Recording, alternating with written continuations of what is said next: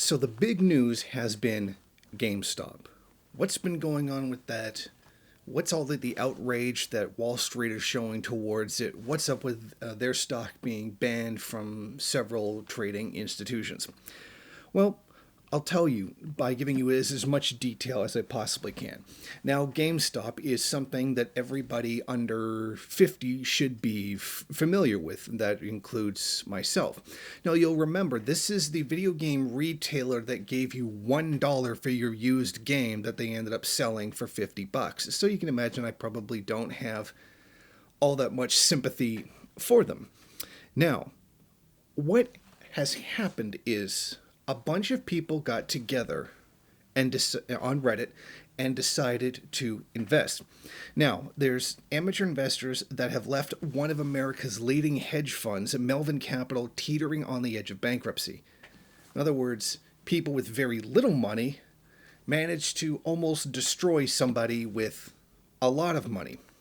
Now, this all has to do with how hedge funds actually work, and this can be kind of complicated. Put simply, hedge funds looking to capitalize on a failing business can borrow shares in a company, immediately sell them, and ideally buy them back later at a lower price to pay back the original lender while pocketing the difference, should the price rise instead of fall. However, these funds have to pay back the shares at the new higher price. And that is exactly what has happened. The price has gone up, the very thing that hedge fund managers don't want them to do. Now, the Citron Research Group and Melvin Capital both bought tens of millions of dollars in worth of short positions in GameStop. In other words, they were expecting the price to go down because it's GameStop, and now people get their games online. And an in-store retailer, regular brick-and-mortar shop, well, frankly, we have seen the impact of what Amazon has done, and we've got Steam, which is kind of like the Amazon of video games, having that kind of effect. Not just that Epic Games does the same thing. Now you just all download that rather than, actually buying a physical copy. So brick and mortar stores are getting pounded, and then not even just because of COVID, because that's the way the market is trending. Now, when they noticed that Melvin Capital and Citron had bought the stock short, the people on Reddit, they decided to start buying, pumping up its value. So these people on Reddit went up buying this stock that these big bourgeoisie, the financial aristocracy, were expecting to go down, making them a profit. Because that's the logic of capitalism. You make money when something fails. Okay. So now you have a bunch of people on Reddit doing the opposite of what they want the financial aristocracy to do. So now throughout January, the stock of GameStop went from $18 a share to $347 a share last Wednesday. Now the hedge fund managers, they whined and raged on Twitter that these people who were investing were screwing up their investment. Now the Wall Street Bets community, which is the section of the subreddit in which this was taking place, dug their heels in and continued to buy, pumping up the price even more.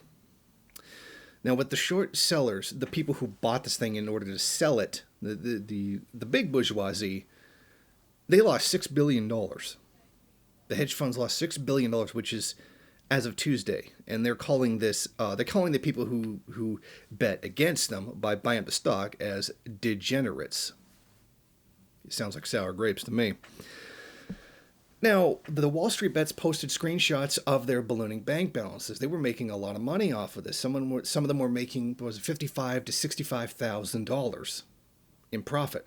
So that's a significant chunk of change, especially for someone who is not a member of the big bourgeoisie, but is someone lower. I really wouldn't call them proletariat since they have capital to invest, but you understand what I'm saying. People who have very little capital as opposed to the big bourgeoisie, which have enormous amounts of capital. So this increase of about $55,000 to $65,000 in profit is very significant.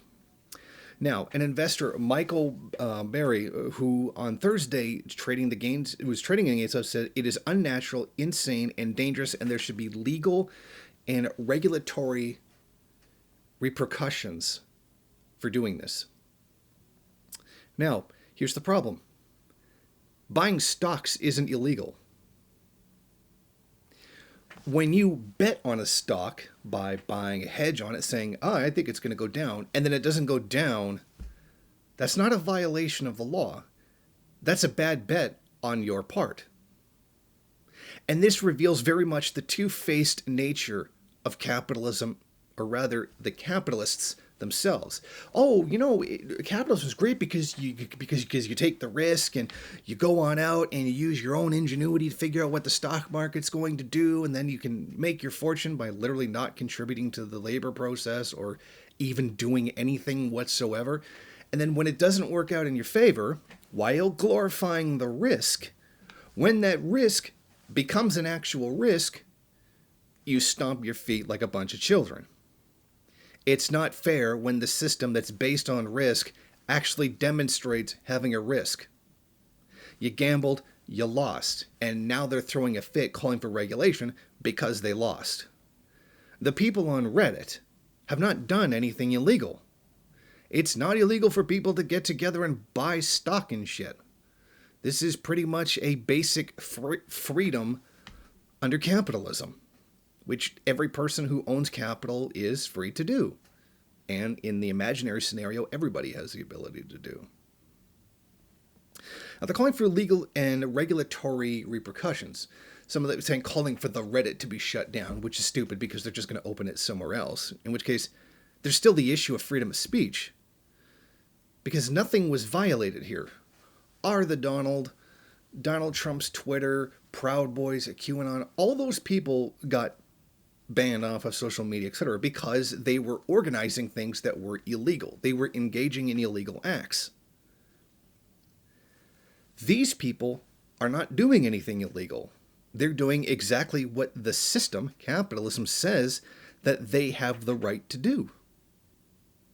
But you see the hypocrisy here by the capitalists, the people who really own the system, particularly the very large capitalists, or in this case, the financial aristocracy.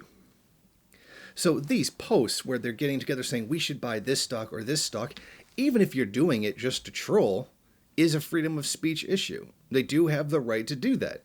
They're only demonstrating an opinion while not violating the law. So yes, they do have freedom of speech in this situation. Now, here's the bigger hypocrisy. Capitalists do this all the time. This is what's known as a pump and dump. This is what happened to Sears.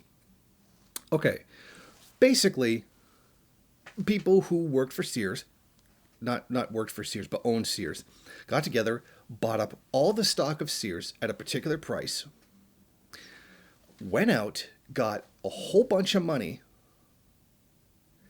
borrowed a bunch of money from banks, used that money to inflate the value of the company, so raise the stock price, give themselves a whole ton of bonuses for literally having done nothing. And I mean, not even the usual done nothing. I mean, they literally did nothing.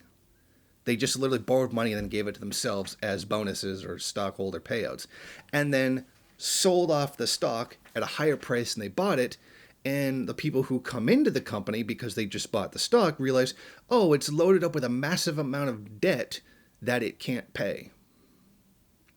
And then the company goes bankrupt. And the people who bought the stock from the greaseballs who started the entire problem end up losing all their money.